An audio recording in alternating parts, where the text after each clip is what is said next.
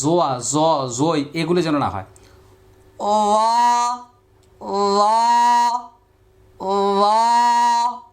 বাংলাতে আবার ল শোনা যাবে, ল ল, আবার জ জ। মনোযোগ সহকারে শুনতে হবে, হ্যাঁ।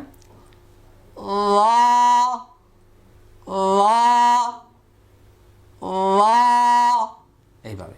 এবার আমরা পরের হরফটি বলবো। আমি কিন্তু বারবার বলছি, আপনাদেরকে অনেকবার বলতে হবে। ভিডিওটাকে থামিয়ে দিবেন, থামিয়ে আবার পিছনে ব্যাক করবেন, রিপিট করবেন বারবার বারবার। এবার আমি এই হরফটি বলবো, এবার শুনতে থাকুন। আইন। দেখেন মুখটা ফাঁকা হয়ে গেছে, শেষে নুন আসছে, এই যে দেখেন নুন আসছে। তাহলে এটা হলো 2 নম্বর মাখরাজ, হলকের মধ্যখান থেকে। এই যে গলা, হলক, কণ্ঠনালী এর মধ্যখান থেকে 4 আলির পরিমাণ লম্বা হবে। খুব মনোযোগ। আইন। আবার লক্ষ্য করুন, দেখেন আমার মুখের ভিতরে কোথাও চেহারার মধ্যে কোনো চাপ পড়ে কিনা, এরকম যেন না। আই আইন। আবার বলুন আমার সাথে, আইন।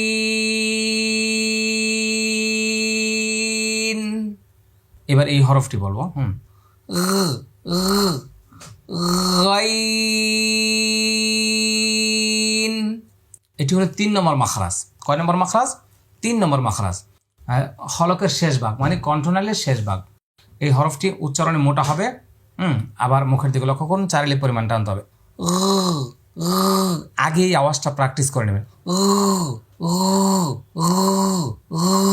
এই যে আওয়াজটা গ গ গ, কিছুতে বাংলাতে গ গ বা গা গা, গাইরিল, হ্যাঁ, গইন, এই গইন চাষা দিও, গইন। ওকে, আবার লক্ষ্য করুন, গইন। ওকে, এইভাবে বারবার চেষ্টা করুন। এবার আমি এই হরফটি বলছি, লক্ষ্য করুন। এটা শুরুতে বাতাস হবে, দেখেন এফ, দেখছেন বাতাস, মাফ, ফা, ফা, একালি পরিমাণ লম্বা হবে। এই 2 দাঁত এই ঠোঁটের মধ্যে লেগে যাবে, হ্যাঁ। এটা হলো 14 নম্বর মাখরাজ। এবার লক্ষ্য করুন, এই যে দাঁত দেখা যাচ্ছে। ওই যে আলিফ বলার সময় আমরা যে প্র্যাকটিসটা করেছিলাম, আলিফ মানে শেষে ফা ছিল, ফা, ফা, একালি পরিমাণ লম্বা, ফা। এভাবে বারবার বাতাসটা দাঁত এখানে লাগাইছেন, ফা, ঠোঁট লাগাইলে আর ফা হবে না, হ্যাঁ। এরকম করলে ফা বলতে পারবেন না। ফা, ফা। যদি না পারেন বলবেন একটু হাসি, দেখেন একটু হাসি দেন, দেখেন দাঁত দেখা যাবে এভাবে। ফা, ফা। এবার আমরা এই হরফটি বলবো। এই হরফটি উচ্চারণে মোটা হবে, 4 নম্বর মাখরাজ, 4 আলিফ টান। লক্ষ্য করুন, কফ। শেষে আবার ফা আসছে, আবার কফ।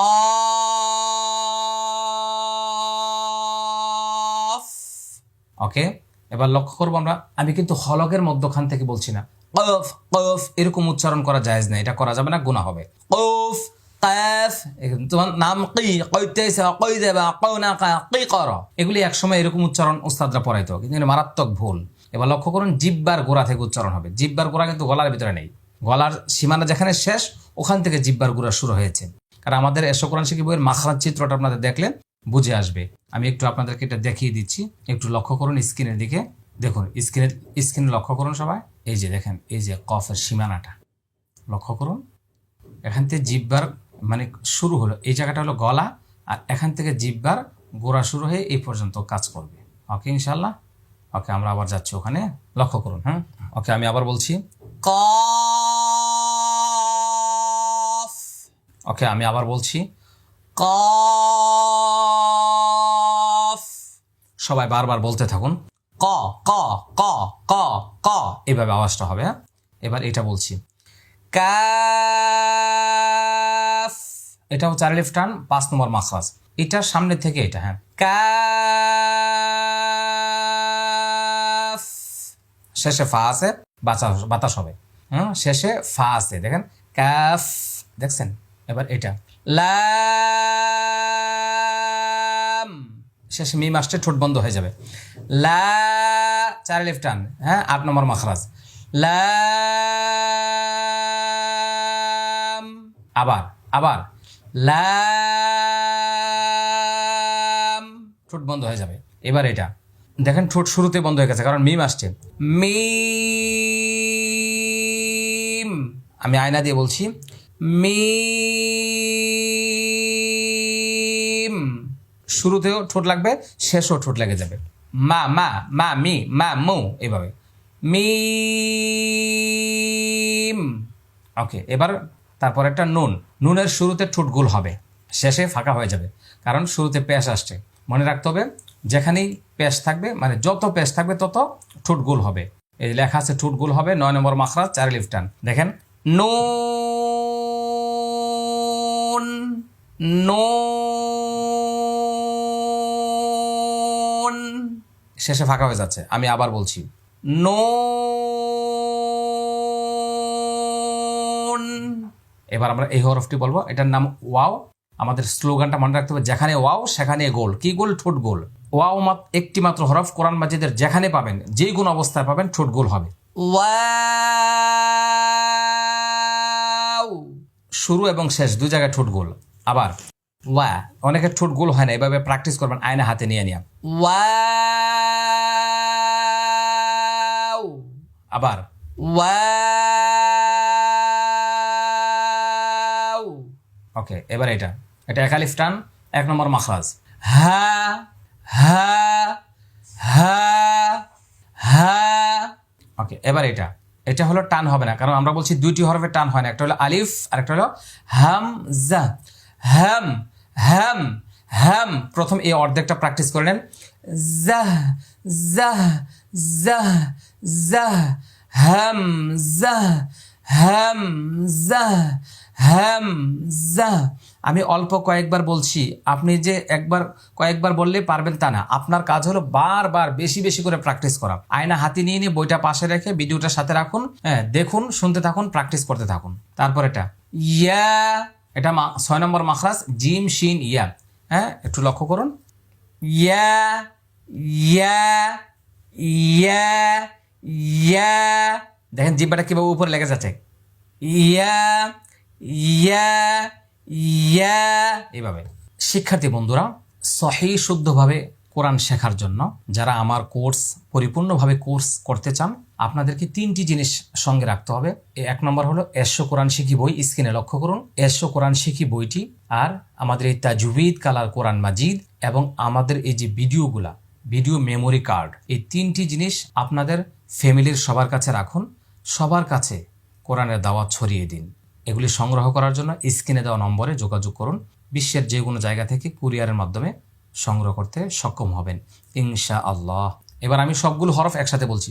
আলিফ বা তা সা জিম হা খা দাল জাল রা জা সিন শিন صاد ضاد طا ظا عين غين فا فا قاف كاف لام মিম নুন ওয়াও হা হামজা ইয়া। আলহামদুলিল্লাহ। সুপ্রিয় দর্শক শ্রোতা, আমি আমার মন দিয়ে প্রাণ দিয়ে চেষ্টা করেছি আরবি হরফগুলোর যথাযথ উচ্চারণের মাধ্যমে আপনাদের সামনে উপস্থাপন করার জন্য। বাকি আল্লাহ তাআলার ইচ্ছা, আমাদের সকল ভুল ভ্রান্তি যেন আল্লাহ তাআলা আমাদেরকে ক্ষমা করে দেন। আর আমরা নিয়মিতভাবে প্র্যাকটিস করব, চেষ্টা করব, আর প্রতিদিন ভিডিওগুলি শেয়ার করে অন্য মানুষের কাছে পৌঁছে দিব। আপনার আমার শেয়ারের দ্বারা হয়তো অনেক অনেক লক্ষ কোটি মানুষ সহিহ শুদ্ধভাবে কোরআন তিলাওয়াত করতে সক্ষম হবে। আমাদের চ্যানেলটি সাবস্ক্রাইব করে রাখুন, আপনি আমাদের সব ধরনের ভিডিও পাবেন। আমরা যতদিন বেঁচে থাকি চেষ্টা করব ইসলামের বিভিন্ন বিষয় নিয়ে ভিডিও তৈরি করার জন্য। এই যে আমরা এখন শুরু করলাম এসো কোরআন শিখি বই, শুরু এখন শেষ পর্যন্ত আপনারা ভিডিওগুলো পেয়ে যাবেন ইনশাআল্লাহ। সবাই নিয়মিতভাবে ইবাদত বন্দেগী করুন এবং মানুষকে দিনের দাওয়াত দিন। আজকের মতো আমরা এখানে শেষ করছি। আসসালামু আলাইকুম ওয়া রাহমাতুল্লাহি ওয়া বারাকাতুহু। القرآن والفرقان خير الكتب القرآن نتعلم خيرا واهتدى